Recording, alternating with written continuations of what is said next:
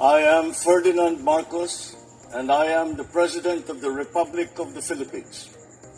I stand today on behalf of 110 million Filipinos.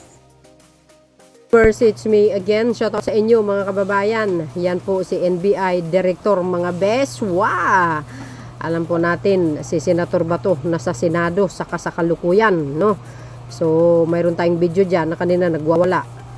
Nakipag ano daw sa NBI. So, I think doon sa mga sinasabi niya, walang katotohanan yun, yung parang ang datingan parang hinaras ganun. Hindi. Alam nyo naman ang DDS pagdating sa mga style nila, magaling ano yan, gawang istoryahe. So dahil dito mga best, sabi po dito ng The Manila Times, my goddess, ayan o, Look, NBI Director Melvin Matibag arrives at the Senate gate in Pasay City on May 11. Today is May 11 guys, 2026, but he was refused entry by the security. The Senate was locked down to stop the entry of reporters and agents of the National Bureau of Investigation following the appearance of Senator Ronald Bato de la Rosa after being absent for more than 5 months. Ayan. O, diba? Absent siya ng 5 months. O, I think more than. Sabihin na lang natin 6 months. O, tapos sabi niya kanina, pag wala ako, hinahanap. Pero pag pumasok, hinaharang. Siyempre, pag hinarang ka, ibig sabihin, mayroon kang pagkakasala. May subpina siya galing sa CIDG, ba?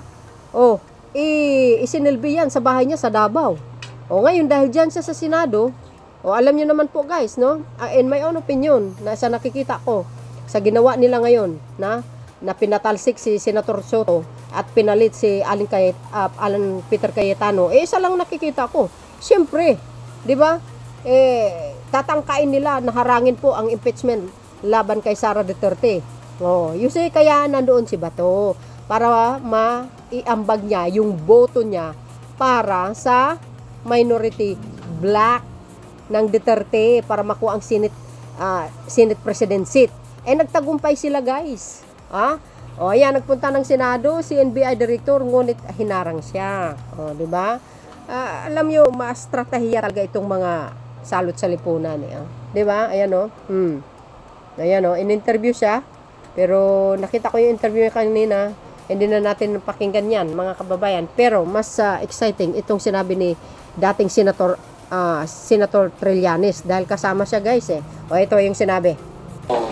Itong warrant na to was officially transmitted kanina. No? Nung nag-appear siya, so dun sa PCTC. Okay. So yun yung Interpol representative na. So may Interpol din dito, sir? So yeah. So ngayon, ako personally, nandito ako kasi hinamon niya ako Diba? Hinamon niya ako. Kaya sinama ako yung mag-a-arresto. Diba? O ngayon, we will make sure na ito ay ma-enforce. Kasi yung Senate, nung ako, inisyuhan ako ng warrant, binasahan ako ng Miranda rights doon sa lounge. Alam niyo yan, publicly reported yan. Kaya yung mga precedents na sinasabi nila, yun nangyari sa akin yun. Pag kami valid na warrant, yun. Diba ngayon, meron tayong batas. Republic Act 9851, sinasabi doon, na kapag merong akusado na inimbestigahan ng International Tribunal, yun ay isosurrender ng Philippine authorities. So ito yun. Okay? Ngayon, nananawagan tayo kay Senate President Alan Cayetano, gawin niya yung tama. Huwag siya mag-cuddle ng fugitive. Tama. Di ba? Ganun lang kasimple yun. Tsaka, mayabang si Bato di ba? Papahuli daw siya. O dito na ngayon yung huli sa kanya. Pero sir, Ano yung warrant na yan? Saan galing yan? Di ba ICC yan? Tingnan nyo yung logo. Siguro naman malinaw na malinaw, di ba? So, ibig sabihin guys, yung mga rumors na may warrant galing sa ICC, totoo pala yun. Correct me if I'm wrong. Yan ba yun, di ba? Yan di ba? warrant yan ng ano, di ba? Ng tribunal. O, International Tribunal, which is ang ICC. O, hawak ni dating Senator Trillanes. Narinig yun naman siguro guys ang sinasabi niya.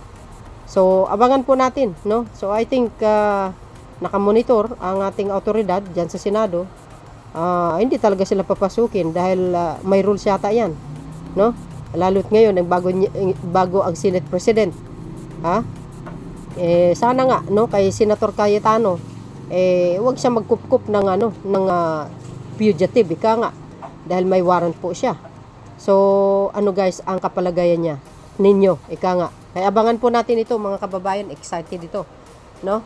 So sabi ko nga kanina, pumunta si Bato, sumipot para lang maibigay ang votes, mailigtas si Garotay, pero hindi pa tapos ang laban guys. Kahit magpalit ng Senate President, pero ang ating ang ating saligang batas ang siyang masusunod, hindi po ang mga tao na kumakampi sa maling mga politisyan na may maling gawain, no? So dahil diyan, ito basahin ko nga lang ito guys, Dating Senator Antonio Trillanes IV, nananawagan kay Senate President Alan Cayetano na gawin ng tama kaugnay ng warrant of arrest International Criminal Court. Yun na nga, ICC nga. Ibinahagi ni Trillanes na noong November 2025 pa inilabas ng pre-trial chamber ng ICC ang warrant. Ngunit ngayong araw lamang ito natanggap ng Philippine Center on Transnational Crime, which is ang PCC. Ayan guys So ibig sabihin November pala, tama pala yung sinabi ni Ombudsman Remulla. See guys, ngayon lang linabas. Kung hindi sana nagsalita ito si Ombudsman, di sana nahuli na si Bato. Dahil nung in-announce niya yun, yung time na yun guys, biglang umiskapo na si Bato, hindi na sumipot hanggang 5 buwan. Ngayon lang sumipot sa araw na ito, pero tuloy-tuloy pa rin ang pagtanggap niya ng sweldo, di ba? Ayan. Ano sa tingin nyo? Kala nyo guys yung mga rumors natin. Di tama din yung sinabi ko na malay natin, strategiya lang pala yan.